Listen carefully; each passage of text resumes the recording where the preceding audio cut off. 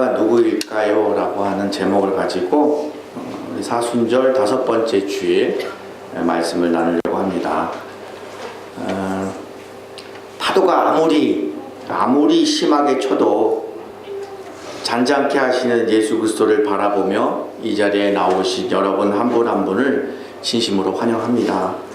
세상에 어떠한 상황이 오더라도 정말 뜻하지 않게 내가 죄를 짓고 또는 시험을 당하고 또는 힘이 쫙 빠져도 그럼에도 불구하고 나를 사랑하시는 하나님께서 내가 너를 믿는다, 내가 너를 정말 사랑한다, 이거를 알고 살아가는 우리들입니다. 그러나 가끔씩 우리 스스로가 초라해지는 순간들이 생깁니다. 근데 그 초라해지는 순간이 예고되거나 그렇지 않습니다. 순간 찾아옵니다. 왜 사람들이 초라하게 느끼냐면 옷이 남루하거나 또는 가진 것이 없어서 초라한 게 아닙니다. 못 배웠거나 또는 뜻하지 않게 회사든 학교든 불합격했거나 또는 돈이 갑자기 없어졌거나 사업이 망해서 사람이 초라해지는 게 아닙니다. 얼핏 생각해보면 이런 것들이 사람을 당당하게도 만들었다가 또는 초라하게도 만들었다고 그렇게 생각할 수도 있습니다. 사실은 그렇지 않습니다. 정말 그렇지 않습니다. 진정으로 사람을 초라하게 만드는 건 따로 있습니다. 뭐냐? 진리를 떠나 있는 삶, 진리에 붙잡혀 있다면 어떠한 환경이 오더라도 어떠한 일이 생기더라도 당당하고 떳떳하게 살 수 있는 힘이 있는 것입니다. 이 시간 부디 제발 여러분들 안에 이런 진리를 깊이 깨닫는 뜻깊은 시간 되시기를 간절히 기원드립니다. 물론 이런 말들은 누구나 쉽게 받아들일 수 있는 것이 아닙니다.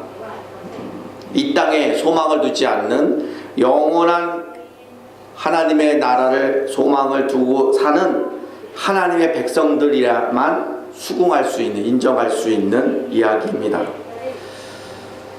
사랑하는 우리 동경제일교회 여러분들 한 분 한 분이 진리에 대한 갈급함을 가지시고 그리고 그 진리의 갈급함이 채워지는 복된 인생 되시기를 간절히 기원드립니다. 몇 년 전에 한국 다큐멘터리 인간극장이라고 KBS 1방송에 나오는 게 있어요. 맨발의 기봉이가 있었어요. 영화가 있었습니다.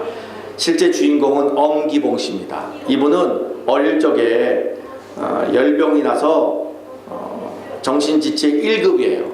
그러니까 8살짜리 지능을 갖고 있습니다. 이분은 50살이 되어서야 겨우 초등학교를 졸업한 분입니다.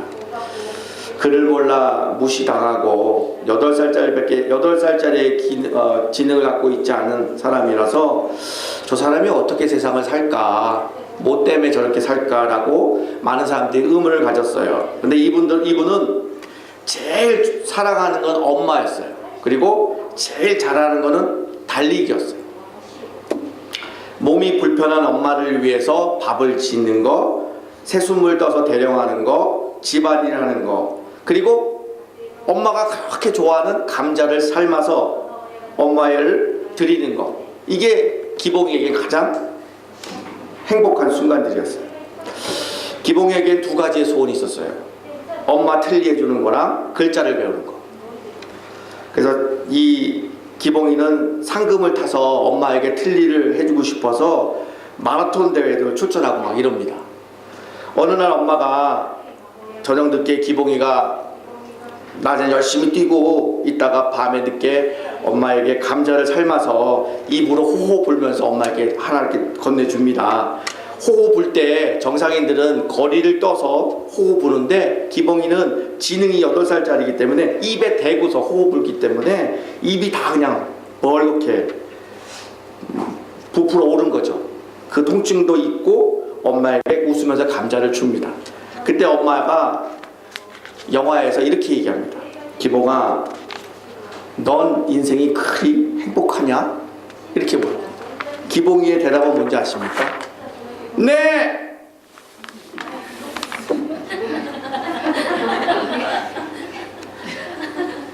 하나님이 저에게 목사로서 행복하냐? 이렇게 물어보면 동경제일교회에서 성도들과 같이 신앙생활하는 것이 행복하냐? 이렇게 물어보면 저는 네!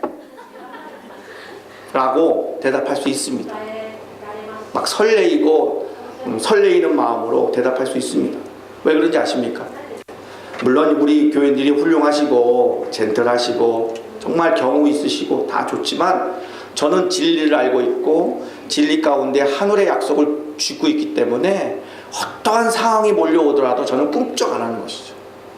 반면에 제 친구 한 명이 부목사로 오랫동안 있다가 꿈에 설레이게 담임 목사로 나가서 목회를 시작하는데 가끔씩 전화가 와요. 나 여기 추풍령이야. 나 갑자기 나는 어디야? 왜 조선 팔도를 다 다니니? 라고 물어보면 이렇게 얘기하는 거예요. 오늘도 너무 힘들어서 목회가 너무 힘들어서 새벽 예배 끝나고 차를 가지고 새벽에 부산까지 갔다 온 거예요. 가면서 엉엉 우는 거죠. 도대체 나는 왜 그럴까? 나는 왜 이럴까? 제가 그 친구한테 물어봤어요. 목회가 재밌니? 목회가 행복하니?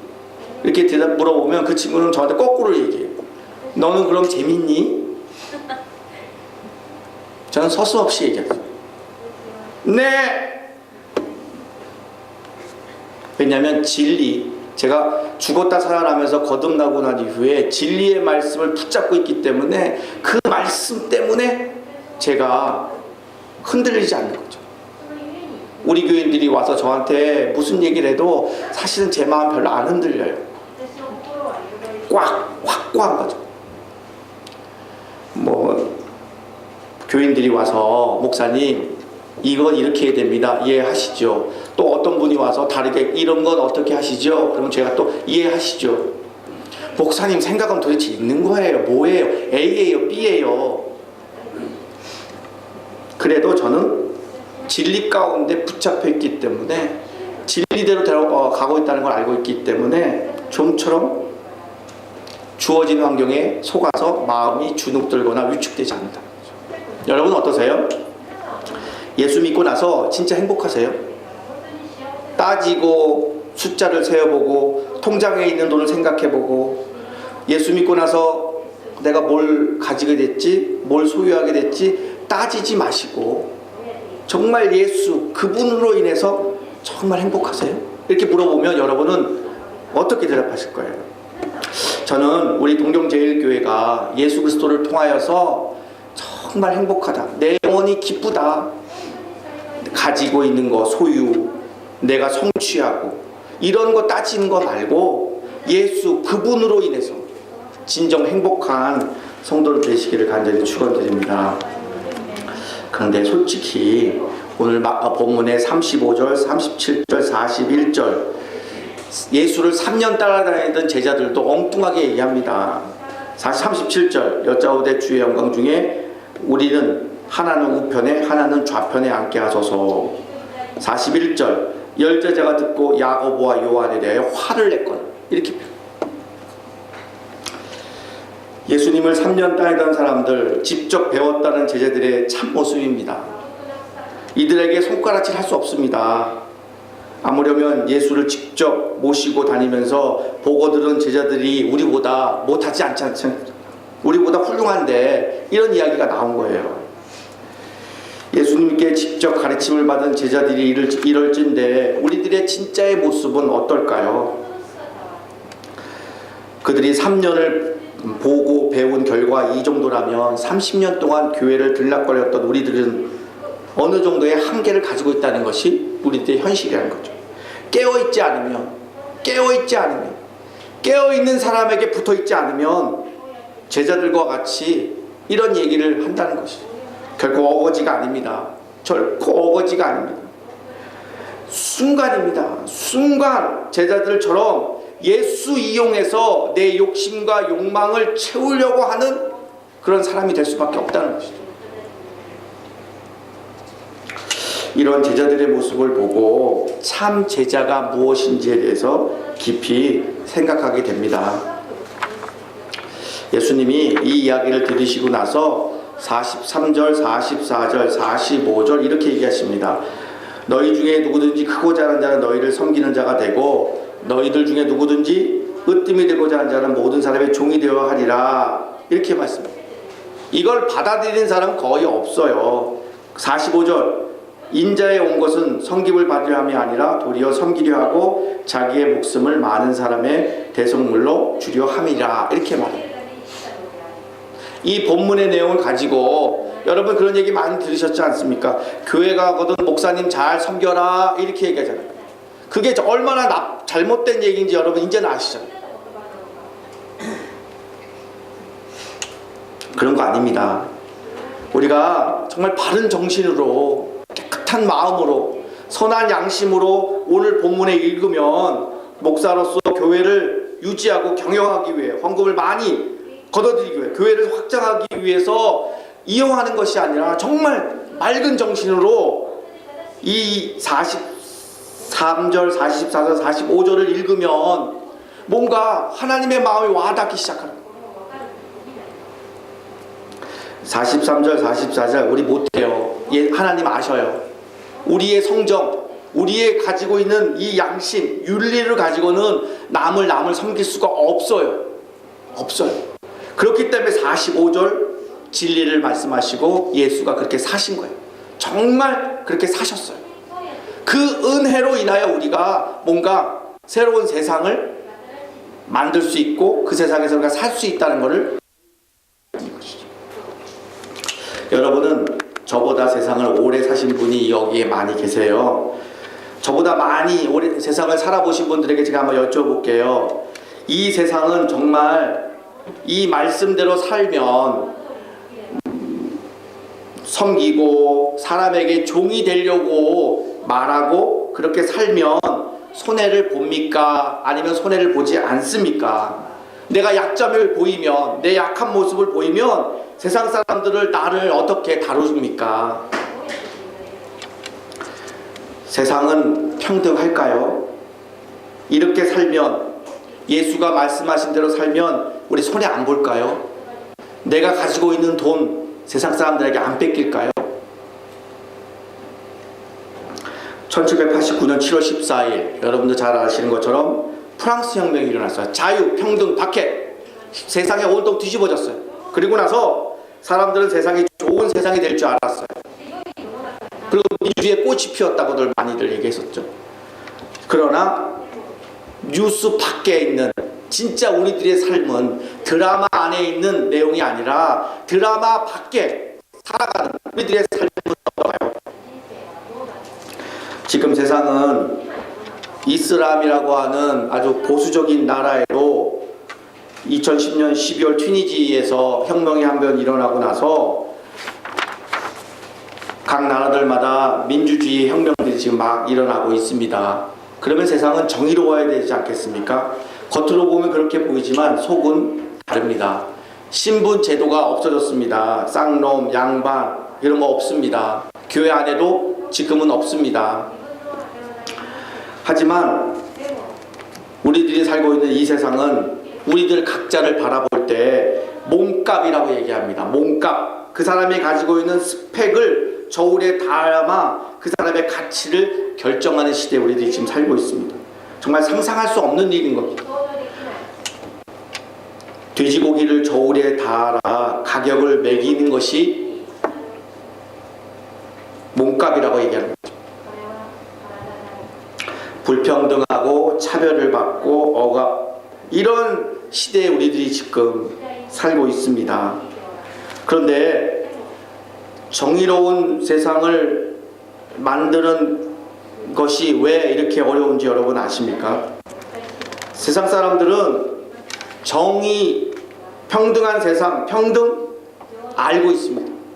우리가 사랑해야 되는지를 알고 있지만 사랑을 못하고 있습니다.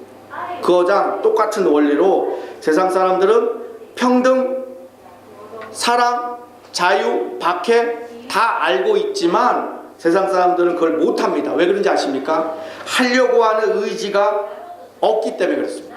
이 세상을 살아가는 모든 사람들은 평등, 사랑, 박해, 모든 사람이 다 잘 사는 세상은 원하지 않습니다. 그게 진실입니다. 왜 그런지 아십니까? 정말 인간들이 원하는 게 뭔지 아십니까? 그건 바로 권력의 의지입니다. 제 말이 아니라 니체의 말입니다. 하나님이 에덴 동산에서 예언하신 대로 첫사람이 선악과를 따먹었습니다. 그리고 이기적이 되었습니다. 그리고 나서 세상 사람들이 말하고 있는 평등, 사랑, 정의, 자유 다 자기 자신을 위한 겁니다. 내 중심입니다. 나를 위한 평등, 나를 위한 정의, 나를 위한 자유만 말할 뿐입니다.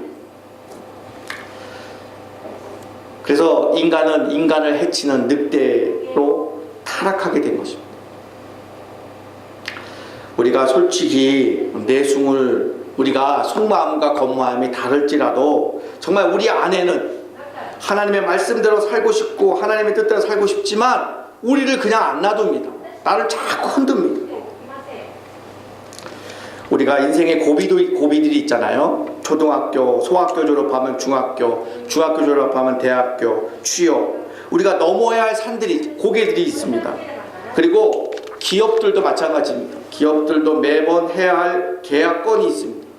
예술, 스포츠, 종교 모든 영역에서 넘어야 할 산들이 있어요.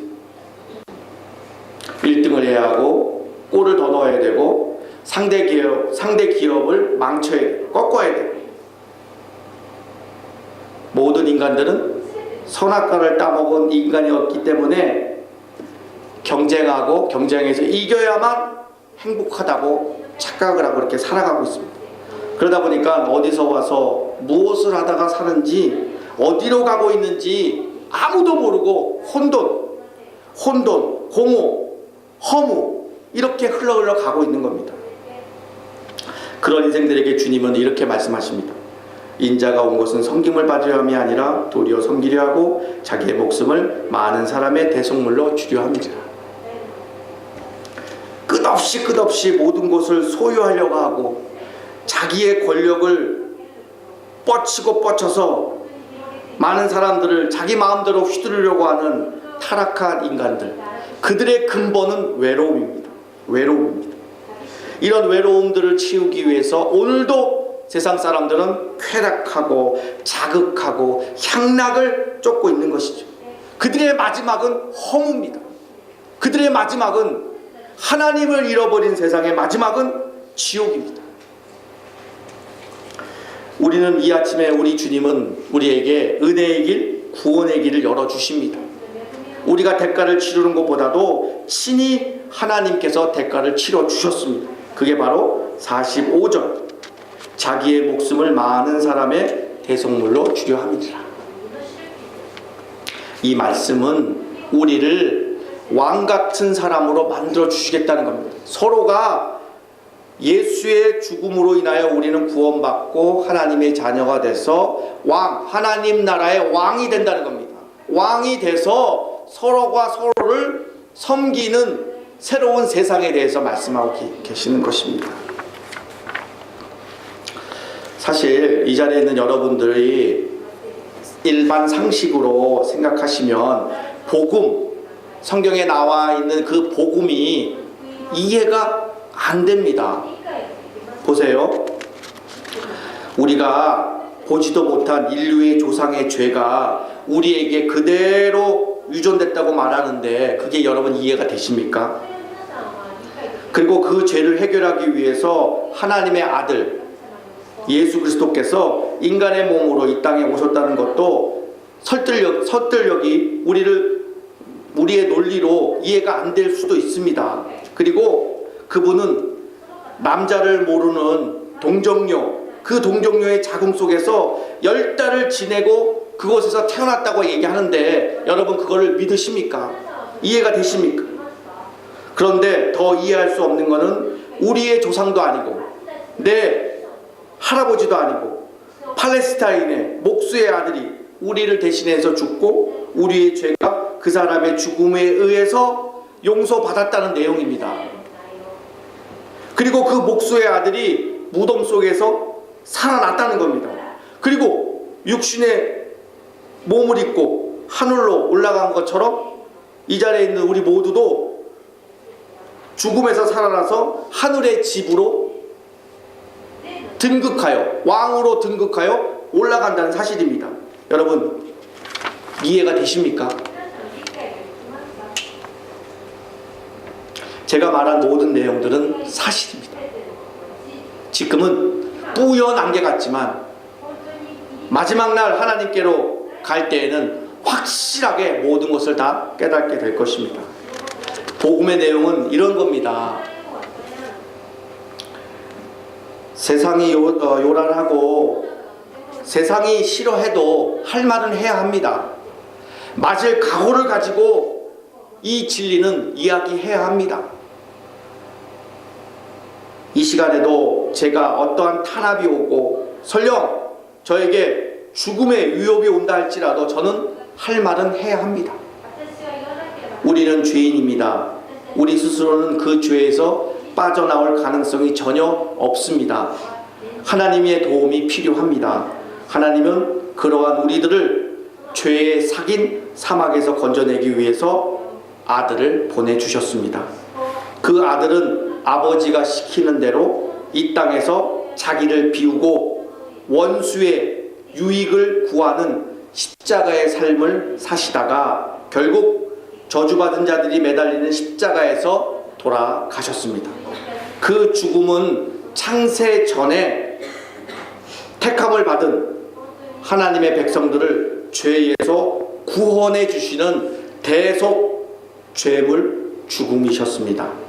그분은 다시 무덤에서 다시 살아나셨습니다. 그리고 그 다시 살아나심으로 인하여 온전하고 완벽한 제사임을 증명해 주셨습니다. 그리고 그분은 하늘에 올라가셨습니다. 그리고 하나님 보호자 우편에 지금도 앉아 계십니다.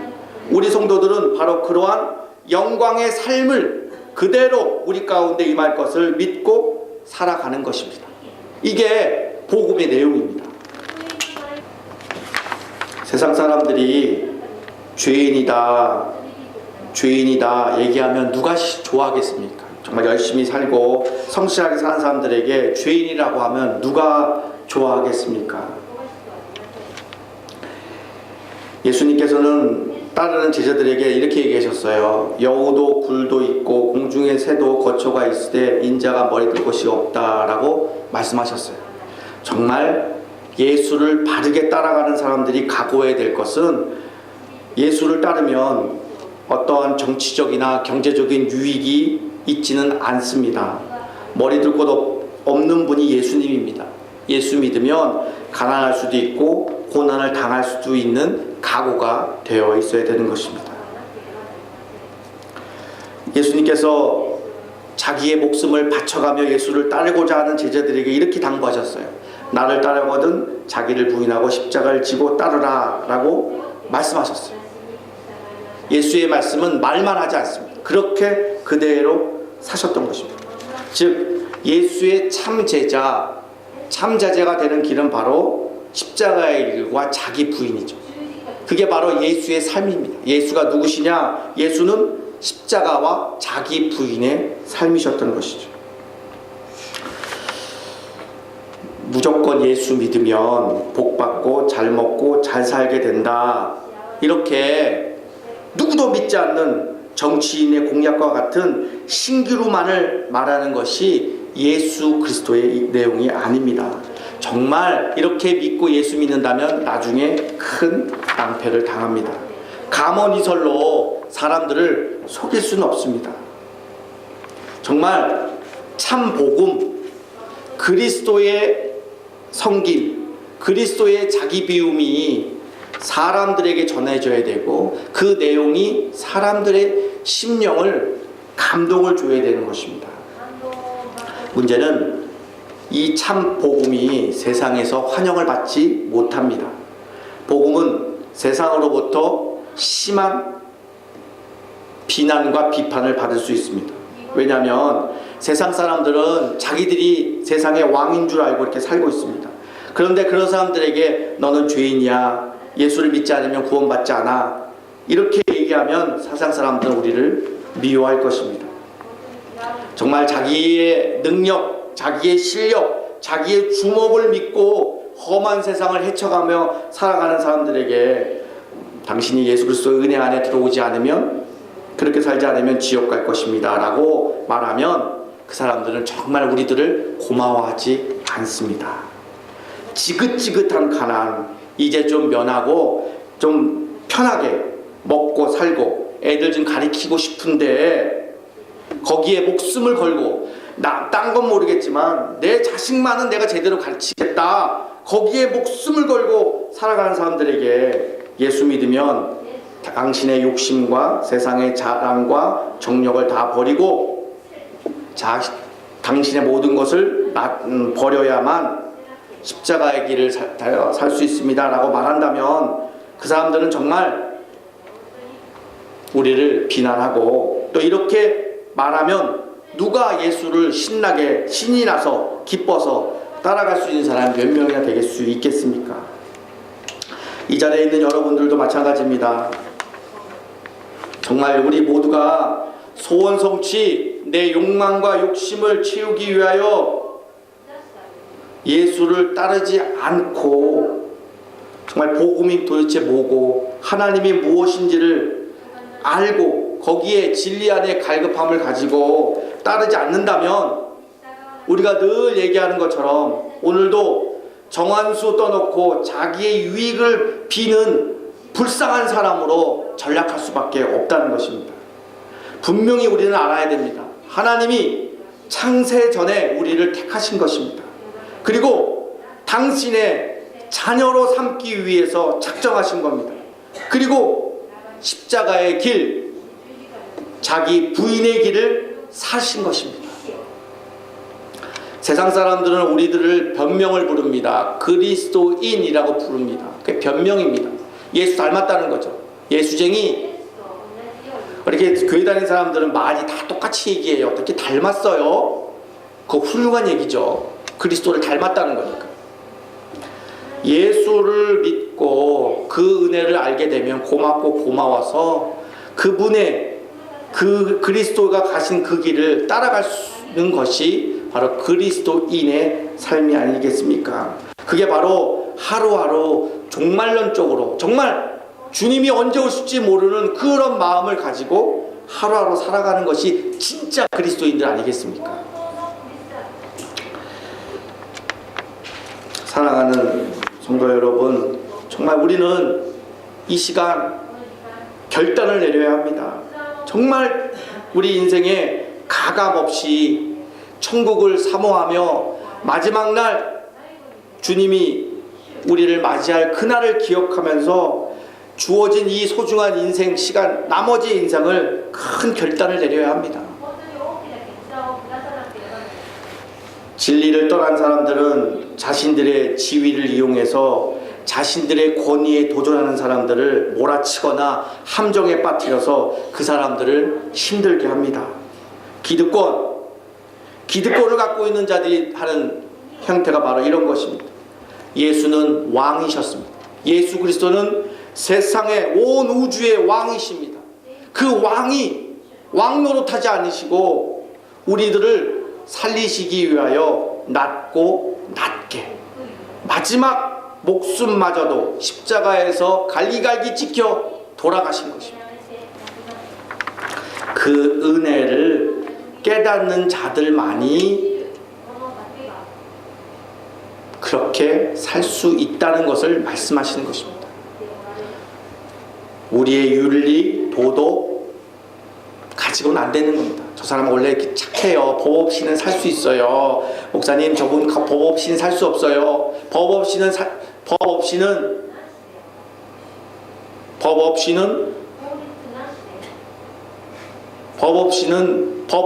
수 있어요. 라고 말하는 분도 안 됩니다. 그리스도의 그 큰 은혜를 기억하고 찬양하고 기도하고 날마다 붙잡혀야 되는 거죠. 붙잡혀야 됩니다. 그렇게 된다면 목사는 성도를 섬기고 성도들은 성도들끼리 서로 섬기고, 그래야 우리 교회는 하나님의 나라, 서로 왕노릇하는 세상이 줄 수 없는 신비로운 곳이 되어버린다는 것이죠. 여러분의 가정도 마찬가지입니다. 여러분의 가정도 교회 안에서 이런 섬김을 받고 가정에 들어가서 이유 막론하고 가정에 있는 사람들을 낮은 마음으로 그들을 섬기는 것이죠. 그렇게 된다면 이 세상은 정말 아름다운 세상이 되지 않겠습니까? 우리는 날마다 하나님의 말씀을 읽고 또는 우리 스토리를 계속 읽어보시면서 예수님의 제자로 살아가는 것이 이렇게 살면 부족할 텐데 어떻게 살아야 그리스도인으로 제자로서 살아갈 수 있는 것인가, 이러한 고뇌가 있어야 됩니다. 이런 거룩한 고뇌가 없다면 맹신입니다. 그리고 자기도취에 빠지기 쉽습니다.